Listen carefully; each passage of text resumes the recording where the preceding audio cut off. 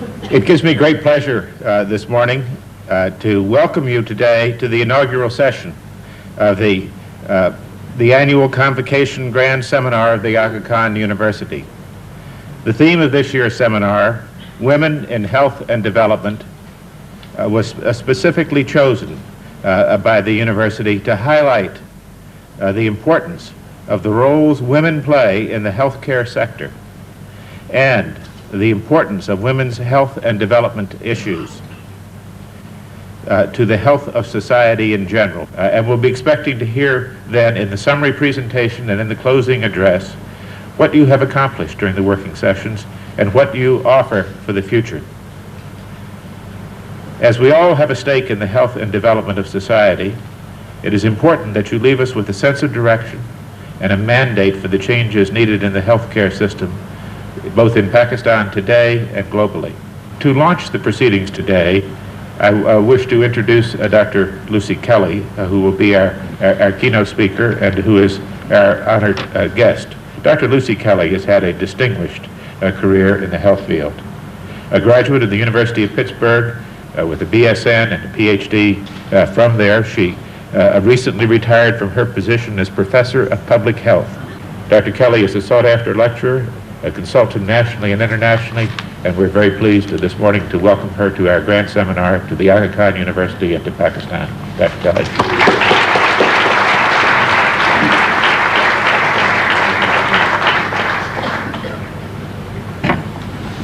Good morning, ladies and gentlemen. Salam alaikum. Life in today's world is not easy. Not for men, not for women.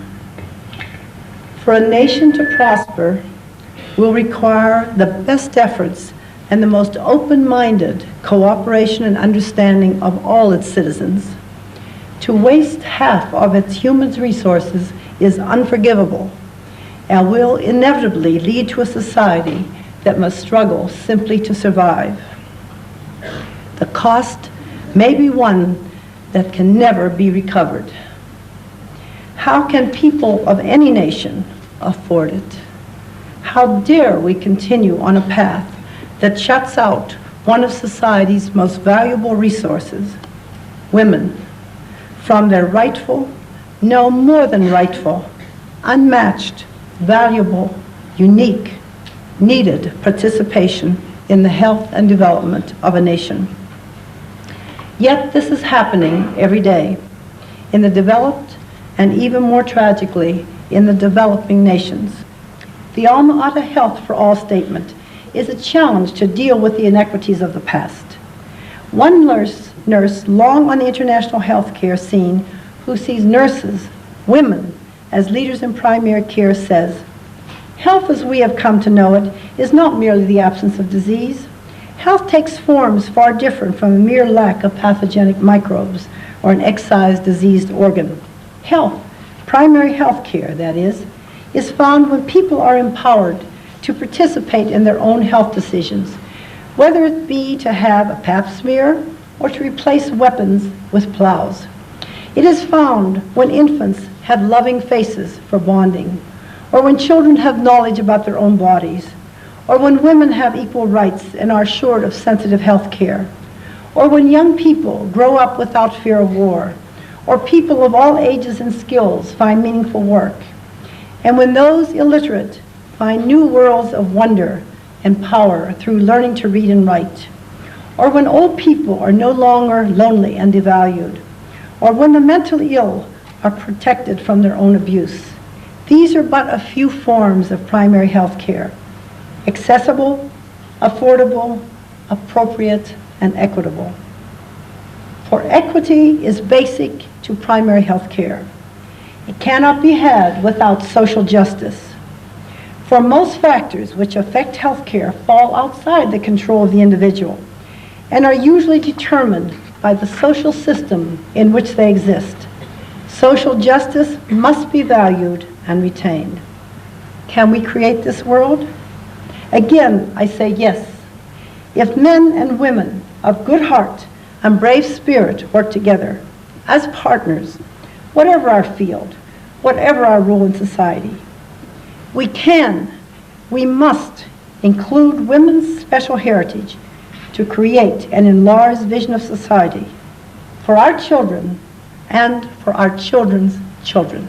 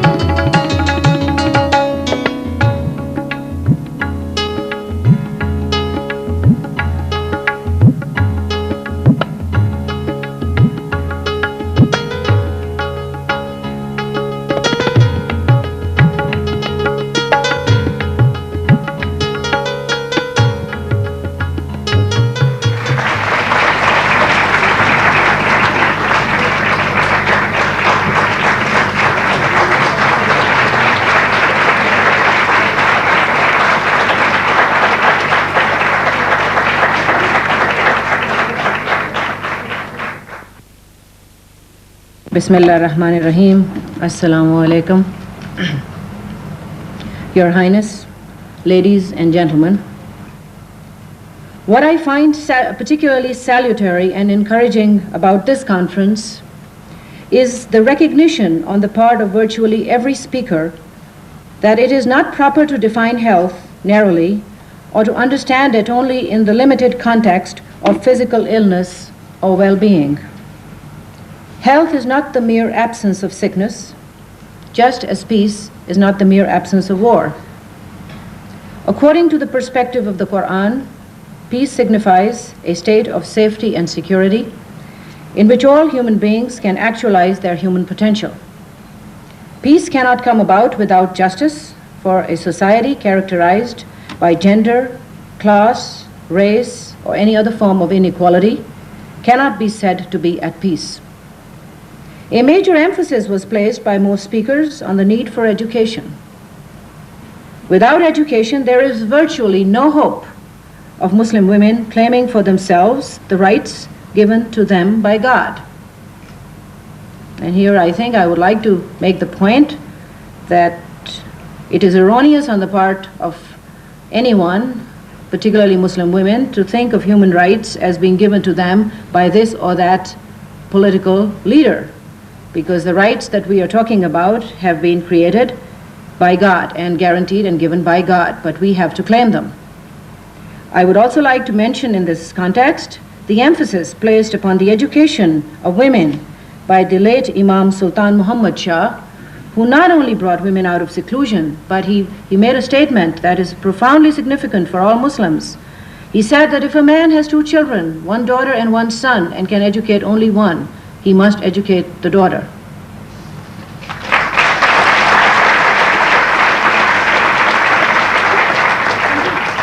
What the Quran is guaranteeing is that the rights of men and women and children should be guaranteed.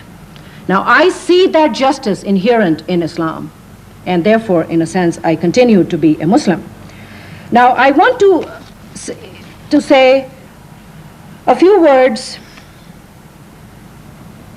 to sort of universalize this statement that I have made. What is the problem? I mean, this justice that I speak about, I think that, I believe that this justice actually was realized during certain phases, particularly the early phases of Islam. In this context, I want to quote Professor Wilfred Cantwell Smith, who said, he makes this statement in his book called Islam in Modern History. He says, original Muslims believed in Allah, modern Muslims believe in Islam.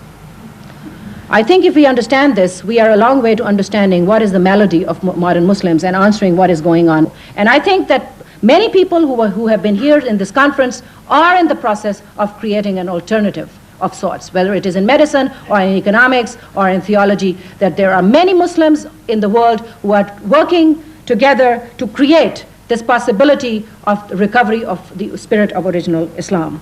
And I think that when that happens, that, you know, that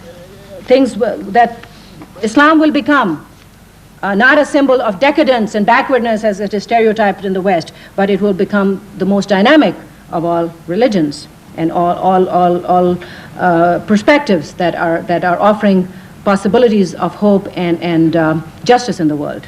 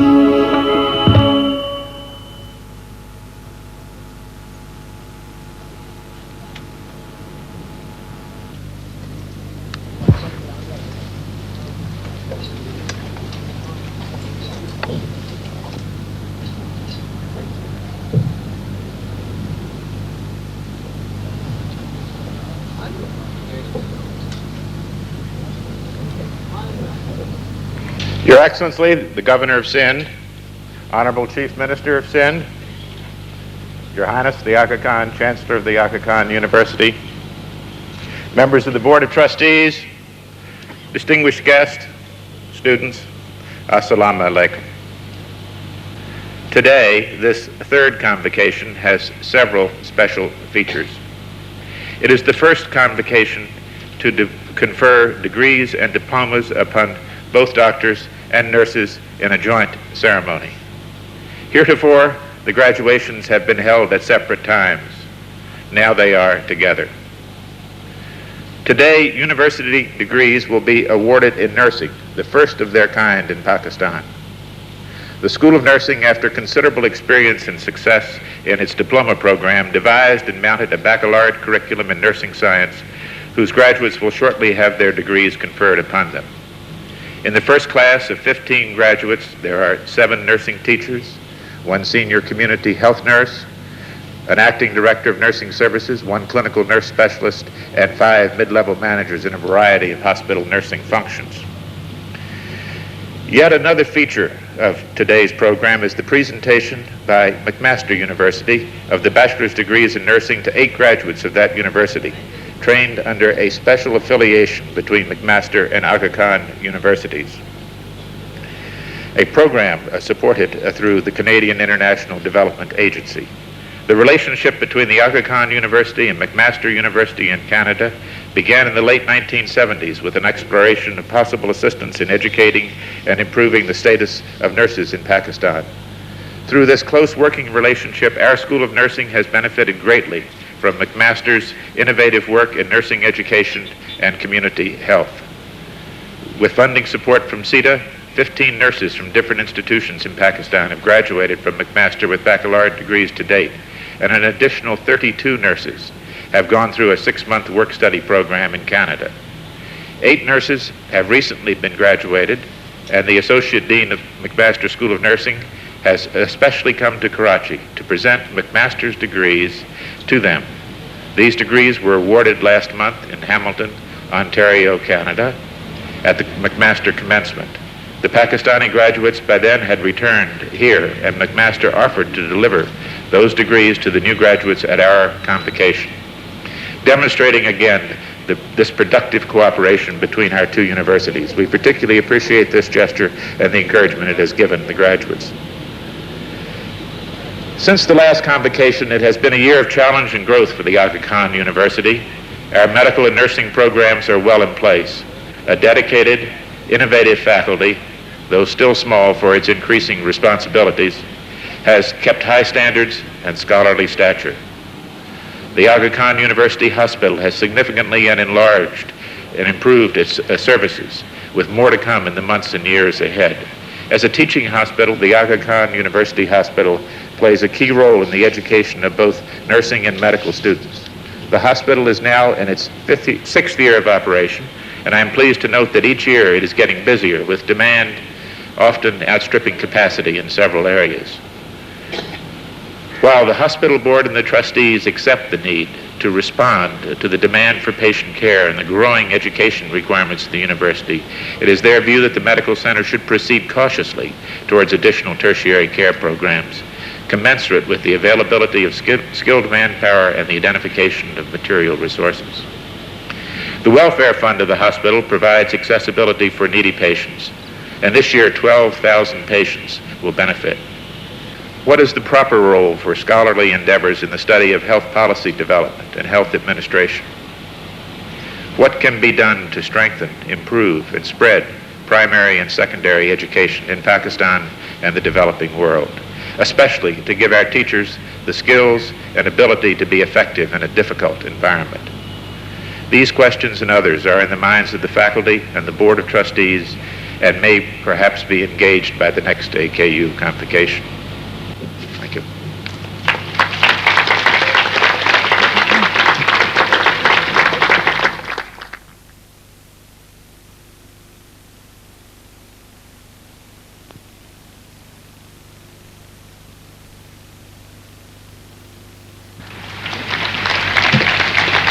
Bismillahirrahmanirrahim. Your Excellency, the Governor of Sindh, Honorable Chief Minister of Sindh, Honorable Ministers, Your Excellencies, members of the Board of Trustees, faculty members, distinguished guests, and graduating students of the Aga Khan University, Assalamu alaikum. This joint ceremony honoring the Aga Khan University's first 15 bachelors of science in nursing, the third class of physicians graduating from the Faculty of Health Sciences, and 93 holders of the diploma in nursing epitomizes the essence of this university. The commitment of these young nurses and doctors for a new ethic and standard of medical care in the developing world. The pursuit of a new ethic and standard of teaching and research. This proud occasion conveys the hope I place in the growing quality of the nursing profession and higher education in nursing in Pakistan. For professional women, doctors, nurses, teachers will need to play a vital role in the nation's development during the crucial years to come. As Chancellor, I take this occasion to express my deep and sincere thanks to the Chairman and Trustees for their loyal and inspiring commitment to this institution. The first of Pakistan's independent universities is truly fortunate to be guided by trustees of such eminence. This magnificent dedication to the cause of higher education in an international university in Pakistan reflects itself all the way through the university, from its faculty to its students, from its donors to its administration. To all of you, I express my gratitude and admiration. For in the 7 short years since it was chartered in 1983, this university has made admirable progress, and it has done so at times in difficult circumstances. Just as healthcare and medical education are critical beacons in the struggle of a community to achieve its highest potential, the status of women and the professions they serve are decisive criteria. They cannot be realized without the full participation and leadership of qualified and creative women. The way that a community or a nation excludes or enables women to fulfill its most vital tasks bespeaks its failure or success. There is neither democracy nor meritocracy in a society that excludes half its members.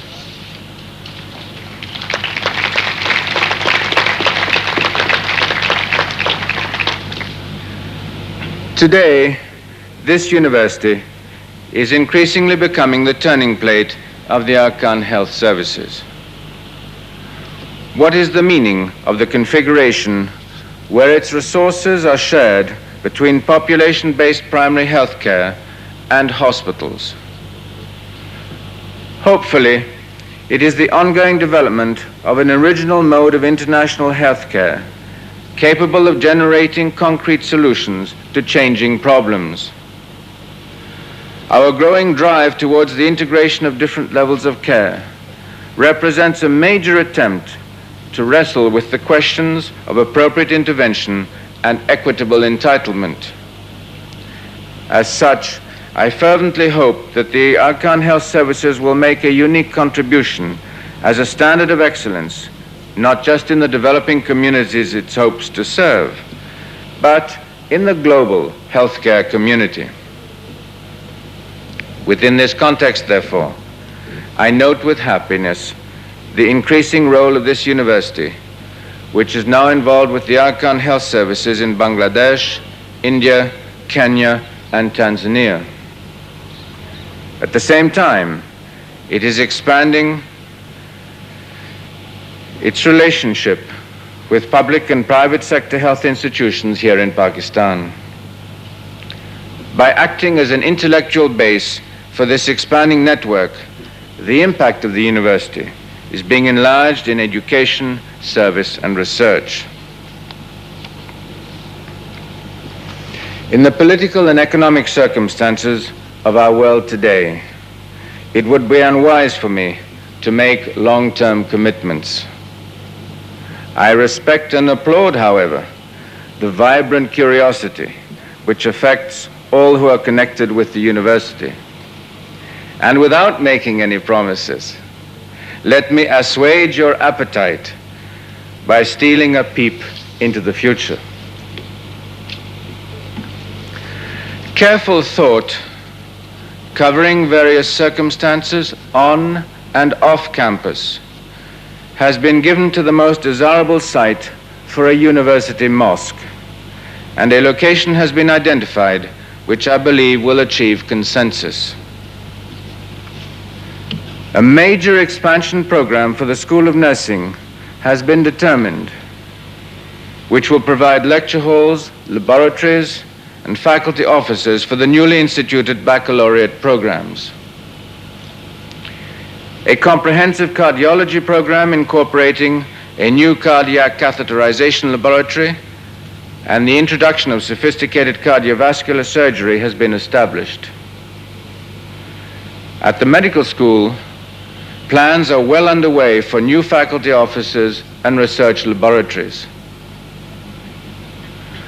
The long-term program for the development of sports facilities, which will be used both for post-operative and rehabilitation purposes, as well as for sports by students, faculty, and staff, has been agreed and will be implemented incrementally.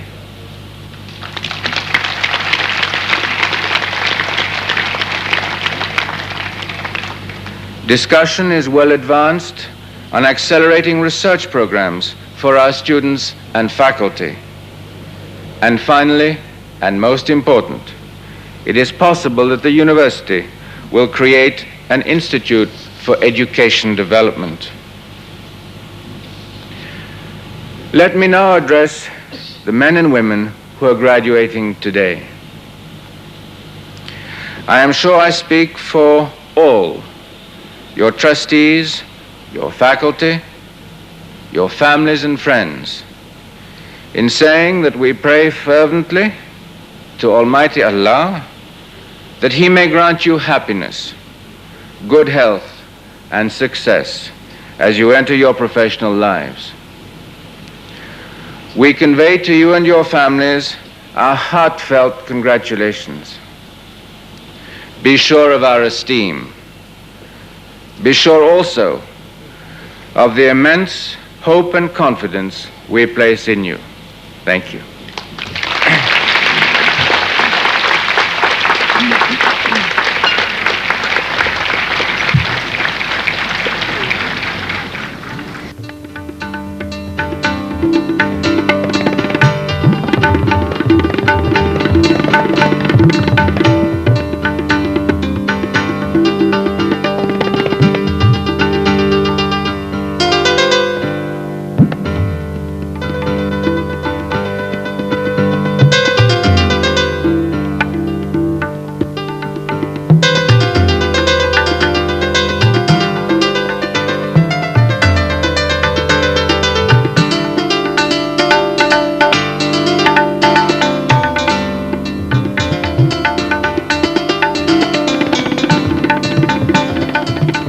Your Highness, today we look at ourselves as part of the group of medical students graduating this year in Pakistan.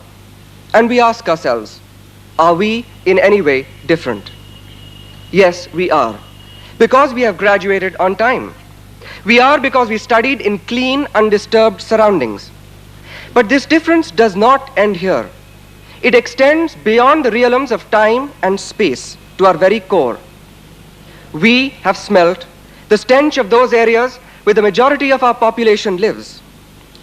We have seen the piles of rubbish on their streets, and we have sat on that ground amongst the poorest of the poor and their half-naked children. It is from these people that we learnt about them, about the depth of their despair and the height of their hope. We learned about ourselves and how we viewed their needs. We learned about Pakistan and about its needs. And we asked ourselves how we might respond to these needs. And we wondered how our professional future would be interlocked with the development of Pakistan. Your Highness, we have experienced and worked in the realities of our country as well as the glamour of a high-tech tertiary hospital. This is why we are different, and we perceive it with all the associated responsibilities. And today, we pledge to fulfill them to the best of our abilities. And in the fulfillment of our responsibilities, we are willing to take risks because we are pioneers. And it is in the nature of pioneers to take risks. Thank you.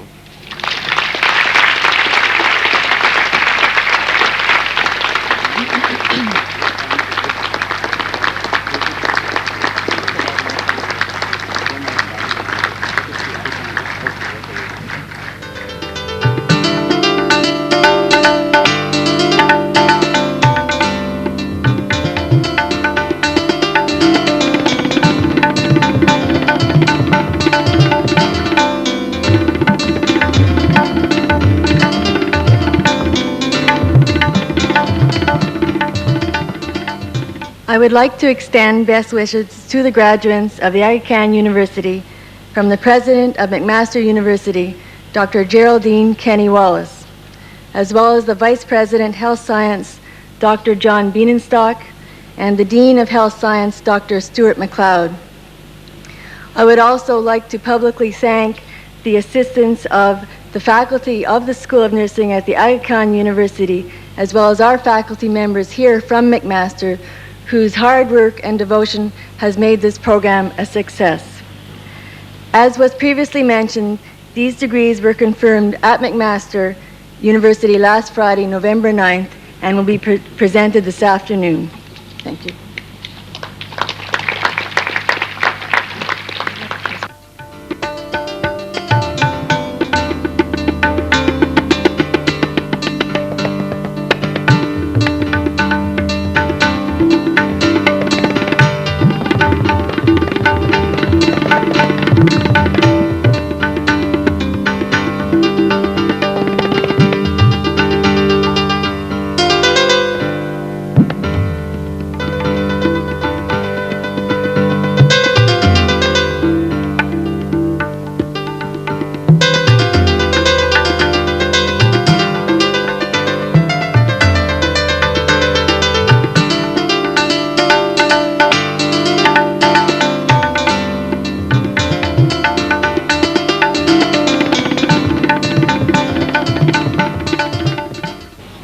The nursing profession has brought about many changes in education, administration, and practice based on research findings.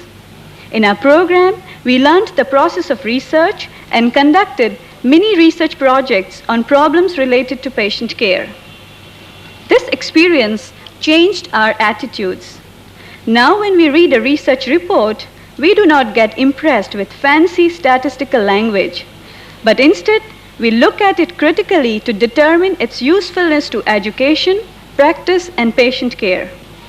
Many of us will be going into positions of management and will take our new administrative skills back to the bedsides or the community where we can help other nurses to improve nursing care. Many of us go forth from here as teachers, and we have the opportunity to educate future nurses who will eventually take their places in the healthcare profession and fulfill the dream of Your Highness and hopefully bring total healthcare to Pakistan by the year 2000. We all go forward with pride in our educational accomplishments and the will to succeed in our chosen career for the betterment of the health of the society of Pakistan. Thank you.